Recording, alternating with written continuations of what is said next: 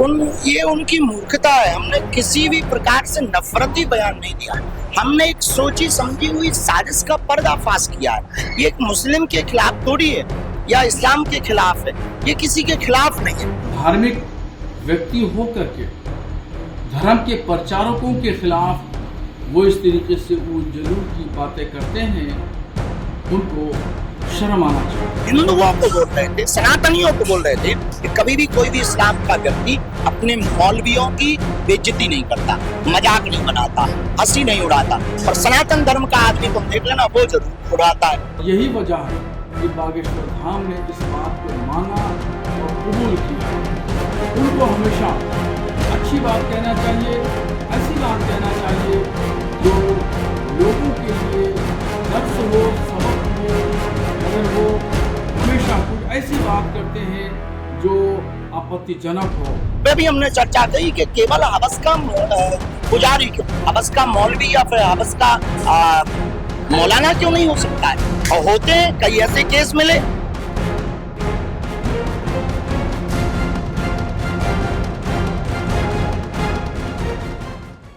बाबा बागेश्वर धाम का बयान कि हविस का पुजारी हो सकता है तो मौलाना क्यों नहीं, ये उनके नज़रिए और उनकी सोच को दर्शाता है। धार्मिक व्यक्ति होकर के धर्म के प्रचारकों के खिलाफ वो इस तरीके से जलूल की बातें करते हैं, उनको शर्म आना चाहिए। मौलाना लोग खुदा और रसूल का खौफ रखते हैं, उनको दुनिया में भी जवाब देना है और आखिरत में जवाब देना है, इसलिए वो इस डर और खौफ से कोई भी हवस के पुजारी नहीं हो सकते, और वो किसी एतबार से भी उनके दरमियान हवस और लालच इस तरीके से चीज़ें वो नहीं आती हैं। और यही वजह है कि बागेश्वर धाम ने इस बात को माना और कबूल किया है। उनको हमेशा अच्छी बात कहना चाहिए, ऐसी बात कहना चाहिए जो लोगों के लिए दर्स हो, सबक हो, मगर वो हमेशा कुछ ऐसी बात करते हैं जो आपत्तिजनक हो। अब इसमें उन्होंने धर्म के प्रचारकों को, चाहे वो हिंदू हो या मुसलमान हो, सबको कटघरे में खड़ा कर दिया। उनको ऐसी बात कहने में बिल्कुल कतन शर्म नहीं आती है, जबकि वो एक धार्मिक व्यक्ति हैं, धर्म के प्रचारक हैं। धर्म के प्रचारक को इस तरीके से बात करना जेब नहीं देता है, शोभा नहीं देती है। इस वक्त हम मौजूद हैं बागेश्वर धाम में, और हमारे साथ बागेश्वर धाम के पीठाधीश्वर कृष्ण शास्त्री जी महाराज हैं, और वह अपनी गया की यात्रा पूर्ण कर छतरपुर आए हैं और अपने धाम पर हैं। और हम उनसे जानना चाहेंगे महाराष्ट्र में जो गौ माता को राष्ट्रीय माता बनाया, राज्य का दर्जा दिया जा रहा है, उस पर उनका क्या विचार है? जी महाराज जी। जय श्याराम, जय बागेश्वर धाम की टाइम सुनाओ भारत के सभी दर्शकों को धन्यवाद। ये बहुत ही अति प्रसन्नता की बात है, सराहनीय कदम है। गौ माता को राज्य माता को घोषित किया गया, राज्य माता घोषित किया गया, राजकीय माता के रूप में दर्जा दिया गया।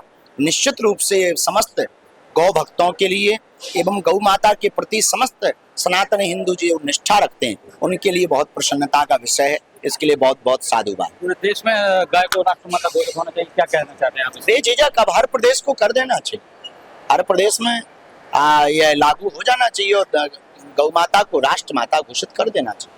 आपका एक बयान महाराज जी बहुत वायरल हो रहा है। कल जो आपने कहा था कि हवस का पुजारी होता है, हवस का मौलवी नहीं, उसको लेकर मुस्लिम धर्म गुरु के एक बयान जारी किया है, उसने नफरती बयान दिया है, और उन्होंने कहा है कि इस तरह के बयान देने से बचना चाहिए, इस तरह के बयान नहीं देना चाहिए।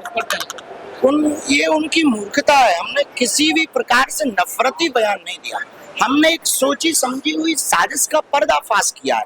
ये एक मुस्लिम के खिलाफ थोड़ी है या इस्लाम के खिलाफ है, ये किसी के खिलाफ नहीं है। एक पुरानी चीजें जो प्रायोजित तरीके से हमारे सनातनी हिंदुओं को, हम धर्म गुरु हैं, हमारा दायित्व धर्म की रक्षा करना, तो जो चीज हम एक एक चीज पर बोलते हैं, इसी पर थोड़ी बोलते हैं। हम अपने हिंदुओं को बोल रहे थे, सनातनियों को बोल रहे थे कि कभी भी कोई भी इस्लाम का व्यक्ति अपने मौलवियों की बेइज्जती नहीं करता, मजाक नहीं बनाता, हंसी नहीं उड़ाता, और सनातन धर्म का आदमी तुम देख लेना वो जरूर उड़ाता है। कई ऐसे मुहावरे हैं जो बहुत प्राचीन मुहावरे हैं, मुंह में राम बगल में छुरी, ऐसे मुहावरे हैं। तो हमने इस पे भी चर्चा हम करते हैं।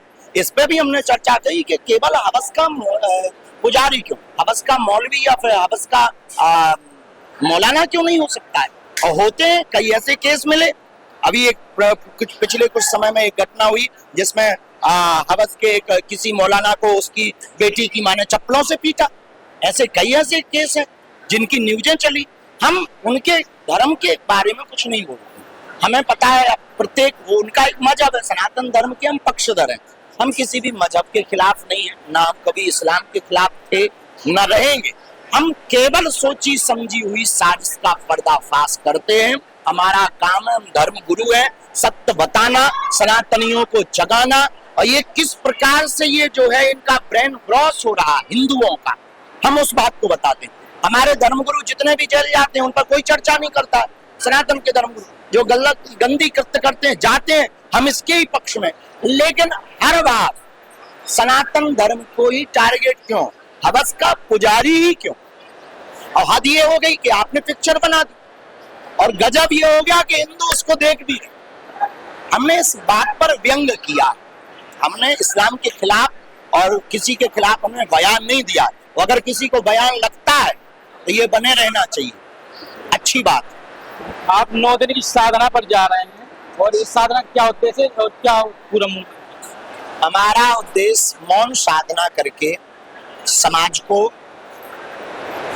एक नई दिशा देने के लिए निर्विचार मौन में जा रहे हैं। कोई विचार नहीं करें, केवल हनुमान जी की भक्ति करेंगे, 9 दिन सरकार की सेवा करेंगे, भगवती की साधना करेंगे, और जो कुछ क्रम हमारे अनुष्ठान के पूजा पाठ के रुक गए हैं उन क्रम को पूर्ण करेंगे। तो इस नवरात्रि के मौन व्रत का कोई विशेष कारण नहीं, मौज के लिए, साधु को अपनी मौज के लिए साधना करता है। इजराइल और ईरान के बीच युद्ध चल रहा है, इसमें इजराइल कई आतंकी को खत्म कर रहा है, उन पर हमला कर रहा है। इस पर भारत देश में कई जगह विरोध देखा गया, पीडीपी की तरफ विरोध किया, एक दिन पर उन्होंने चुनाव प्रचार नहीं किया। इस पर क्या? ये इस देश की कुछ लोगों की बीमारी है। कुछ लोगों को आतंकवादियों से बड़ी मोहब्बत है, इसलिए वो उनके सपोर्ट में इस प्रकार के कृत्य करते रहते हैं। पर कोई नहीं, अच्छा कर रहा है इजराइल, अच्छा कर रहा है। इजराइल ने मारे ना, बेस्ट ऑफ लक। स्वच्छता को लेकर क्या संदेश देना चाहेंगे? स्वच्छता भी यहाँ चल रहा है, कार्यक्रम हो रहा है स्वच्छता को लेकर। आज बागेश्वर धाम की हमने बैठक की। यहाँ लगभग 1000 होटल, 1000 होम स्टे और यहाँ पर दुकानदार रहते हैं जो बाहर के लोग हैं। गांव की जमीनें हैं, उन्होंने किराए पे दे रखी हैं, उनके मालिक किराया लेते हैं। पर कुछ भी कृत्य होता है तो नाम बदनाम धाम का होता है। तो हमने आज बैठक लेकर के स्पष्ट कड़ा संदेश दिया कि पहले तो नेम प्लेट टांगो, आप किस जाति मजहब और नाम से हो, यहाँ धाम का खा रहे हो, क्योंकि पैसा तो यहाँ हिंदुओं और सनातनियों का है। तो आप पहले हमें परिचय बताओ। दूसरा, हमने उनको ये कहा कि हर दुकान के बाहर डस्टबिन रखो। मदरा पीने वाले, गांजा पीने वाले धाम परिक्षेत्र में नहीं रहेंगे। श्रद्धालुओं के साथ अनियमितता नहीं होगी, गरीबों के साथ यहाँ पर खिलवाड़ नहीं होगा। हमारे धाम पर, बागेश्वर धाम पर पवित्रता और हिंदुत्व का सबसे बड़ा एजेंडा आपको लेकर चलना पड़ेगा, क्योंकि लगभग 1000 ऑटो चालक, लगभग 1000 होटल दुकानदार, होम स्टे का परिवार बागेश्वर धाम से पल रहा है।